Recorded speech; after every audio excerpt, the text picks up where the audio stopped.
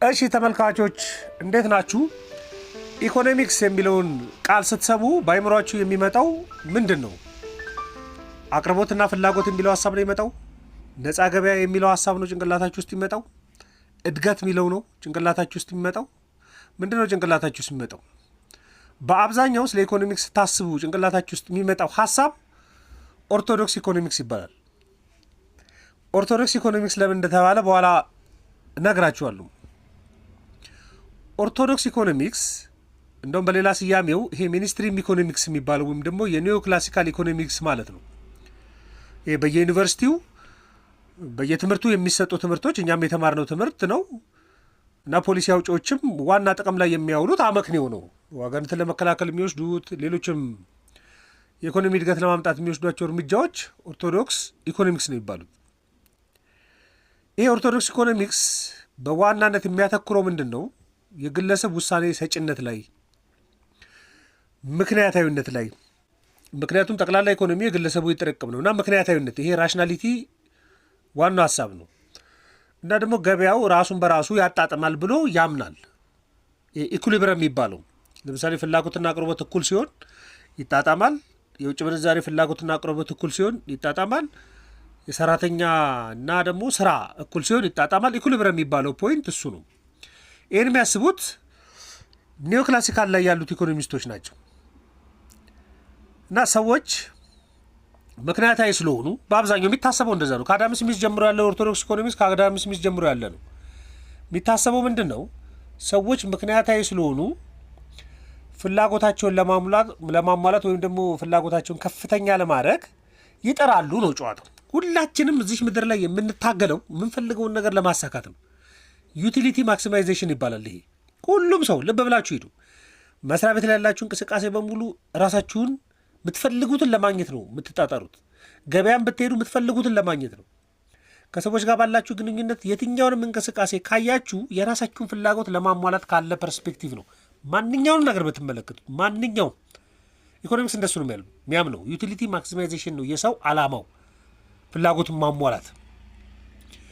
ደግሞ ሻጮች፣ አምራቾች ብትመለከቷቸው ዋነኛ ዓላማቸው ትርፋቸውን ማሳደግ ነው። ማክሲማይዝ ፕሮፊት ነው ዋናው ዓላማቸው። ነጋዴም ትልቁን ትርፍ ማግኘት ነው። አምራችም ትልቁን ትርፍ ማግኘት ነው። አገልግሎት ሰጪም ትልቁን ትርፍ ማግኘት ነው። ለፊርሞች ለተቋሞች ዋናው ዓላማቸው ፕሮፊት ማሳደግ ነው። ለሸማቾች ለእኛ ደግሞ ዋናው ዓላማ የምንፈልገውን ነገር እኛ በቀነስልን ዋጋ ወይ ደግሞ እኛ ባለን ገንዘብ ገዝተን እርካታችንን ማሳደግ ነው የምንፈልገው። ስለዚህ በዚህ አመክንዮ ገበያ ወደ ሚዛናዊነት ይጠጋል ተብሎ የሚታሰበው የምንፈልገው ከአቅርቦት ጋር እኩል ሲሆንልን የዛን ጊዜ እርካታችን ይሟላል፣ ይጣጣማል። ኢኩሊብሪየም የሚባለው እሱ ነው።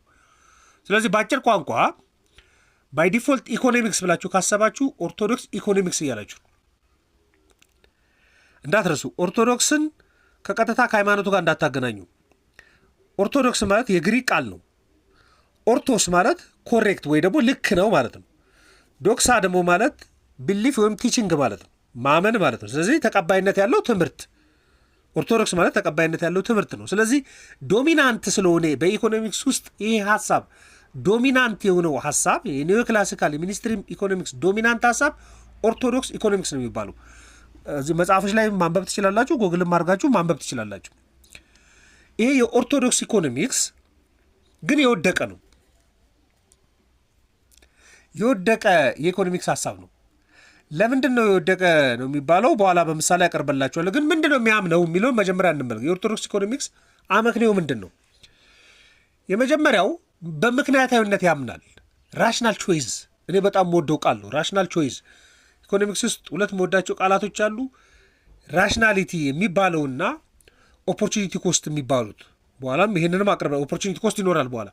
ግን ራሽናል ምክንያታዊ ምርጫ የትኛውም እንቅስቃሴ ላይ ለመሸመት ስትወጡ ለእናንተ ራሽናል የሆነውን ነገር ነው የምትመርጡት። እንደውም ኢኮኖሚክስ ምንድን ነው ብሎ የሚያምነው ሰዎች፣ አዳም ስሚዝ የሚያምነው ምንድን ነው? ሰዎች ራስ ወዳድ ናቸው። ከራሳቸው ፍላጎት አንጻር ነው ብዙውን ነገር የሚመለከቱት። ባላቸው ገቢ የሚፈልጉትን መጠን ማግኘት ይፈልጋሉ። ስለዚህ ራሽናል ቾይዝ አላቸው፣ በዚህ ነው የሚንቀሳቀሱት ብሎ ያምናል። አንደኛው እሱ ነው። ሁለተኛው የእጥረትን ጉዳይ ሳይረሱ ግን ኦፖርቹኒቲ ኮስትን ደግሞ አብሮ ማመን ምን ማለት ነው? በዓለም ላይ ያለው ቁሳቁስ በሙሉ እጥረት አለበት፣ ስኬርሲቲ አለ። ስኬርሲቲ ስላለ ሰዎች ምን ያስባሉ? ኦፖርቹኒቲ ኮስት ምን ማለት ነው? የትኛው ነው የተሻለው? አንድን ነገር ስመርጥ ሌላ ማጣው ነገር ምን አለ? ማጣው ነገር ቀንሶ በፈልገውን ነገር ማግኘት አለብኝ የሚል ሐሳብ ማለት ነው። ሰው ቤት ልግዛ ወይስ መኪና ልግዛ ካለ አንዱን ገዝቶ ለምሳሌ መኪና ቢገዛ ቤት አልገዛም። ስለዚህ ቤት ባለመግዛት ኮስት ነው መኪና የገዛው ማለት ነው። ስለዚህ ሁለት ነገሮች ስትመርጡ ጥሩ የሚባለው ምርጫ የትኛው ነው? ለኑሮም ለህይወትም ለጓደኝነትም ለየትኛውም ያስፈልጋል። ኦፖርቹኒቲ ኮስት ማለት የኦርቶዶክስ ኢኮኖሚክስ አመክንዮ አንደኛው እሱ ነው። ዘ ቤስት ኔክስት ሎስ የሚባለው። ሁለተኛ አንድ ነገር ለማድረግ ይህን በጣም ምን ችግር አለ ማለት ነው። ደግሞ ሶስተኛው ምንድን ነው? የተጨማሪ ጥቅም፣ ይሄ ማርጂናላይዜሽን የሚባለው ሀሳብ አለ። በጣም በጣም ጥሩ የሚባለው ኢኮኖሚክስ ውስጥ ያለው ሀሳብ አንደኛው ይሄ ነው። ማንኛውንም ውሳኔ ስትወስኑ የወሰናችሁትና ያደረጋችሁት ድርጊት የሚያመጣላችሁ ተጨማሪ ጥቅም ማለት ነው። ለምሳሌ ድርጅት ቢኖራችሁ ድርጅታችሁ ላይ አንድ ማሽን በተጨማሪነት ብትገዙ ያ የገዛችሁት ማሽን የሚያመጣላችሁ ተጨማሪ ጥቅም እጥፍ መሆን አለበት፣ ወይም ደግሞ ትልቅ መሆን አለበት። ትምህርት የምትማሩ ሰዎች እንደዚህ ነው። ዲግሪ ያላችሁ ማስተርስ የጨመራችሁ ሰዎች ማስተርሱን በመጨመራችሁ እናንተ ጋር ፊዚካሊ የሚመጣው ጥቅም ትልቅ መሆን አለበት። ማርጂናሊ ራሳችሁን ወደ ማስተርስ አሳድጋችኋል። ማርጂናል ተጨማሪ ማለት ነው። በነበራችሁ ላይ ተረ የምታገኙት ነገር እንደዛው መጨመር አለበት። ወይ በእውቀት ወይ በገቢ ወይ በተሰሚነት ወይ በሌላው መጨመር አለበት። ይሄን ማለት ነው ቢዝነስ ላይም በግለሰብ ደረጃ። አራተኛው ገበያው በተፈጥሯዊ ሂደቱ ራሱን ያጣጥማል ብለው ያምናሉ እነሱ። በቃ ፍላጎትና አቅርቦት በራሳቸው ጊዜ ይጣጣማሉ ብሎ ያምናል። ኢኩሊብሪየም የሚባለው ፖይንት እሱ ነው። ደግሞ ውጤታማነት፣ ይሄ የነፃ ገበያ ፉክክር፣ ሀብትን በአግባቡ መጠቀም በውጤታማነት ላይ የተመሰረተ ነው ብሎ ያምናል። እነዚህም በሙሉ የሚያምንባቸውን ለመለካት ትክክለኛ የኢኮኖሚክስ ሞዴሎች ይጠቀማል። በቃ በሞዴል ነው። ለምሳሌ የኢኮኖሚ እድገት ከተባለ በሞዴል ነው። ስራ አጥነት ከተባለ በሞዴል ተለክቶ ነው። ዋጋ ንረት ከተባለ በሞዴል ተለክቶ ነው። የነፍስ ወከፍ ገቢ ከተባለ በሞዴል ተለክቶ ነው እና ትንበያ ያከናውናል። ይሄ ኦርቶዶክስ ኢኮኖሚክስ አመክንዮ ናቸው እነዚህ። ለምሳሌ ፖሊሲ የሚያወጡ ሰዎች ይጠቀሙበታል። ለምሳሌ የኢኮኖሚ እድገትን ካልተነበዩ በስተቀር አሁን አይኤምኤፍም ሲጠቀሙ የምትመለከቱ ምንድን ነው? በዚህ ፐርሰንት አድጋላችሁ፣ በዚህ ፐርሰንት አድጋችኋል እያሉ የሚተነትኑት፣ ወጪን ከገቢ የሚተነትኑት ከኦርቶዶክስ ኢኮኖሚክስ ተነስተው ነው። ደግሞ የየቀን ህይወታችን ላይም በተመሳሳይ እንደሱ ነው። ለምሳሌ በጣም ብዙ የሽንኩርት ፈላጊ ካለ የሽንኩርት ዋጋ ምን ይሆናል? ፍላጎት በጣም ሲጨምር ዋጋም አብሮ ይጨምራል። ለምንድን ነው እንደዛ የሚሆነው? አቅርቦት በጣም ከፍተኛ ከሆነ ዋጋ ይቀንሳል። በጣም ብዙ አቅርቦት ካለ ዋጋ ይቀንሳል። ገበያው እኮ በራሱ ጊዜ ሲያጣጥም እኮ ነው እየቀነሰ እየጨመረ እያጣጠመ መሀል ገበያ ላይ ያመጣል። በየቀን ህይወታችን የምንመለከተው እሱ ነው። ዓለም አቀፍ ንግድ ላይም በተመሳሳይ ሀገራት ጥሩ የሆኑበትን ነው የሚያመርቱት፣ ጥሩ ያልሆኑበትን ሊያመርቱ አይችሉም። የሚችሉትን ነው የሚያመርቱት። ለምሳሌ ኢትዮጵያ ነዳጅ የላትም። በቃ ነዳጅ ጭንቀቱ አይደለም፣ ካላቸው ሀገራቶች ትገዛለች። ኢትዮጵያ ቡና ታመርታለች። ቡና ደግሞ የማያመርቱና ቡና በጣም የሚፈልጉ ደግሞ የማያመርቱ ሳይሆን ቢያመርቱ ውጤታማ የማይሆኑ ሀገራቶች አሉ። ቡና ወደ እነሱ ትልካለች፣ አበባ ወደ እነሱ ትልካለች። ዓለም አቀፍ ገበያ ላይ እንደዚህ ነው ጉድለት። ይሄ በሙሉ አስተሳሰብ የኦርቶዶክስ ኢኮኖሚክስ አስተሳሰብ ነው። ፋይናንስም በተመሳሳይ ነው። ስቶክ ገበያ ውስጥ ብትገቡ ምክንያታዊ ኢንቨስተርና ውጤታማ ገበያ ያስፈልጋል። ምክንያታዊ የሆነ ኢንቨስተር ያስፈልጋል። በቃ እዚህ ስቶክ ውስጥ ኢንቨስት ባረግ ትርፍ አገኛለሁ የሚል መኖር አለበት፣ ገበያው መኖር አለበት። ሁለቱ ሲጣጣሙ ገበያው ይከናወናል። ይሄ በሙሉ የኦርቶዶክስ ኢኮኖሚክስ አመክንዮች ናቸው። ነገር ግን የወደቀ ነው የሚባለው ይሄ ኦርቶዶክስ ኢኮኖሚክስ አስተሳሰብ የሚቀርብበት ትችት አለ። የሚቀርብበት ትችት በዛ ያሉ ትችቶች ናቸው ስለመውደቁ። አሁን ያለው ዘመናዊ ኢኮኖሚክስ አስተሳሰብ በሙሉ ኦርቶዶክስ ኢኮኖሚክስ ነው የሚባለው። የወደቀበት ምክንያት አንደኛው ምንድን ነው? ሁሌም ሰዎች ምክንያታዊ ነው ብሎ ማመኑ ትክክል አይደለም። በቃ ሁሌም ሰዎች ፍላጎታቸውን ብቻ ታሳቢ አድርገው ነው የሚንቀሳቀሱት እና ሰዎች ምክንያታዊ ናቸው፣ ሁልጊዜም ከራሳቸው ኢንተረስት ይነሳሉ ብሎ ያምናል። ነገር ግን ሳይኮሎጂ የሚያስበው ደግሞ እንደዛ አይደለም።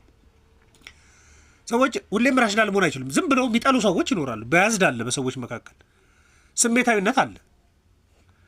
የሚጠፋ ነገር አለም። ሁሌም ሰው ራሽናል ቀጥ ያለ ራሽናል ሊሆን አይችልም። ስሜታዊነት ሲታገለው ነው የሚኖረው። ሰው ደግሞ ኮንሲስተንሲ የሚያለመጠበቅ ደግሞ ችግር አለ በሰዎች ውስጥ። የሆነ ጊዜ ስፖርት ይሰራሉ ሰዎች፣ የሆነ ጊዜ ስፖርት አይሰሩም። የሆነ ጊዜ የሆነ ምግብ ይበላሉ፣ የሆነ ጊዜ አይበሉም። የሆነ ጊዜ የሆነ ነገር ይሸምታሉ፣ እሱን ላይ ሸምቱ ይችላሉ። የሆነ ጊዜ የሚሰሩ ቢዝነስ። ስለዚህ ኢንኮንሲስተንሲ ባለበት ባህልም ተጽዕኖ ይፈጥራል። አንድ ባህል ውስጥ ያለ ሰው እኔ ተመሪያለሁ በቃ ራሽናል መሆን አለብኝ ብል ባህሉ ከማህበረሰቡ ጋር ያለው ግንኙነት ራሽናል እንዳይሆን ሊያደርገው ይችላል። ደግሞ የኢንፎርሜሽን እጥረትም አለ። ለምሳሌ እኔ በቃ ትክክለኛውን ዋጋ አውቄ ነው ምገዛው ብላችሁ ተነስታችሁ ግን መረጃ ከሌላችሁ ምንም ማድረግ አትችሉም። በ10 ሜትር ልዩነት 50% የተለያየ ዋጋ እቃ ልገዙ ትችላላችሁ። ለምን? መረጃ የላችሁ። ራሽናል መሆን የብዙ ነገሮች ምክንያት ነው። ስለዚህ ኦርቶዶክስ ኢኮኖሚስት ራሽናል መሆን ነው ብሎ የሚያምነው ስህተት ነው፣ በዚህ ምክንያት ወድቋል የሚል ምክንያት ይነሳበታል። ሁለተኛው ገበያው በተፈጥሯዊ ፍትሃዊ ነው ብሎ ደግሞ ማመኑም እሱም ጤነኛ አይደለም። በቃ ገበያው ፍትሃዊ ነው ኢኩሊብሪየም ፖይንት ላይ ይደርሳል ብሎ ያምናል። ነገር ግን እንደዛ አይደለም። ገበያ በብዙ ነገሮች ተጽዕኖ ያድርበታል። በጾታ ተጽዕኖ ያድርበታል። በክላስ ለሀብታምና ለድሃ እኩል አይደለም። ለምሳሌ እዚህ ከተማ ውስጥም ልብ ብላችሁ ተመልከቱ። ለምሳሌ አዲስ አበባ ውስጥ ቦሌ ያለቃና የሆነ ቦታ ላይ ያለቃ እኩል አይሆንም። ለምን? የክላስ ጨዋታ እኮ ነው። ሀብታም ያለበት ድሃ ያለበት ቦታ ነው ጨዋታው። ዘርም ተጽዕኖ አለበት። ዓለም አቀፍ ሁኔታውም ተጽዕኖ አለበት። አንዳንድ ሀገራቶች ተመልከቱ። አሜሪካ ማንንም የመደብደብ መብት ያላት ነው የምትመስለው አይደለም። በቃ ማንም ሀገር ላይ ተጽዕኖ የመፍጠር መብት ያላት ነው ይመስል። ደግሞ ተጽዕኖ የሚፈጠረባቸው ማዕቀብ ተጥሎባቸው የሚንገዳገዱ ደግሞ እንደ ሰሜን ኮሪያ፣ እንደ ኢራን፣ እንደ ኩባ ያሉ ሀገራቶች ደግሞ ትመለከታላችሁ። ስለዚህ ዓለም አቀፍ ተጽዕኖ አለ ማለት ነው። ዓለም አቀፍ ሕጎችን በራሳቸው ለሀብታምና ለድሃ ሀገራቶች የተለያየ ነው። ለምሳሌ በተባበሩት መንግስታት ላይ እንኳን ድምፅን በድምፅ መሻር መብት ያላቸው 5 ሀገራቶች አሉ። ሌላው እኮ መብት የለውም። አፍሪካ ቢሊየን ህዝብ ይዛ ተወካይ የላትም። አሁንም አፍሪካ በተከራከረው እኮ እሱ ነው። ስለዚህ ዓለም አቀፍ ህጎች እንኳን ድሃና ሀብታም ይላሉ። ስለዚህ ገበያው ፌር ነው ብለህ የምታስበውን ነገር አቁም ነው ጨዋታው። ኦርቶዶክስ ኢኮኖሚክስ ላይ እሱ መርህ የሚቀርበው ትችት ነው። ሶስተኛው ኦርቶዶክስ ኢኮኖሚክስ እድገትን ከልክ በላይ ትኩረት የመስጠቱ ጉዳይም ደግሞ እሱ በቃ ጂዲፒ አንድ ሀገር አደገች አላደገች የሚለው በጂዲፒ ነው። ዋጋ ንረት ይላል፣ የነፍስ ወከፍ ገቢ ይላል። በቃ የአንድ ሀገር ኢኮኖሚ ያለውን ኢንቫይሮንመንት በሙሉ አውድሞ ጂዲፒው ቢያደግ ጂዲፒው አደገ ብሎ ነው የሚናገሩ እንጂ ኢንቫይሮንመንቱ ተጽዕኖ ፈጠረበት አይደል። ብዙ ጥቂት ሀብታምና ብዙ ድሃ ይዞ ኢኮኖሚው ጂዲፒው ከፍተኛ ከሆነ የዛ ሀገር ኢኮኖሚ እያደገ ነው የሚለው እሱ። ተፈጥሮና ማህበራዊ ህይወት ቢቃወሱ እንኳን ኢኮኖሚ ካደገ አደገ ነው የሚለው። መለኪያው ጤነኛ አይደለም የሚባለው በዛ ነው። በቃ የኢኮኖሚ እድገት የምትለካበት ሁኔታ ጤነኛ አይደለም። ስለዚህ በዚህም ወድቀሃል ነው። አራተኛው እነዚህ የኢኮኖሚ እድገት መለኪያ ቀመሮቹን በራሳቸው እውነታን አይገልጹም። ኢትዮጵያ ውስጥ ትመለከታላችሁ። እኔም አንዳንዴ በየወሩ መንግስት የሚያወጣውን የዋጋ ንረት ሪፖርት ሳቀርብ ዜናውን ስለቅላችሁ እንደዚህ አይደለም እውነታው እንደዛ አይደለም ምናምን ስትሉ ሰማለሁ። አሁን የሚቀርቡ ቀመሮች እውነታውን አይገልጹም። ለምሳሌ ዋጋ ንረት ቁጥሩ ቀንሷል ይባላል። ነገር ግን የምትሸምቱት ዳይሬክት እናንተ የምትፈልጉት ቁሶች ግን ላይቀንሱ ይችላሉ። የነፍስ ወከፍ ገቢ እያንዳንዱ ሰው $1,000 ያገኛል ቢል የማያገኙ ሰው አለ እኮ። እውነታውን ላይገልጽ ይችላል። ጠቅላላ ሀገራዊ ምርት አደገ ተብሎ ማንም ሰው ኪሽ ላይ ምንም ላይመጣ ይችላል፣ ላይገልጸው ይችላል።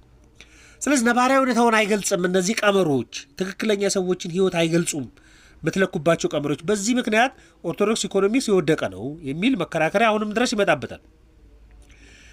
አምስተኛው ይሄ የኦርቶዶክስ ኢኮኖሚክስ የሚባለው ቀውስን ለመተንበይ ራሱ ደካማ መሆኑም ገበያ ራሱን ያረጋጋል ይላል። ግን የማይረጋጋበት ምክንያት በጣም ብዙ ነው።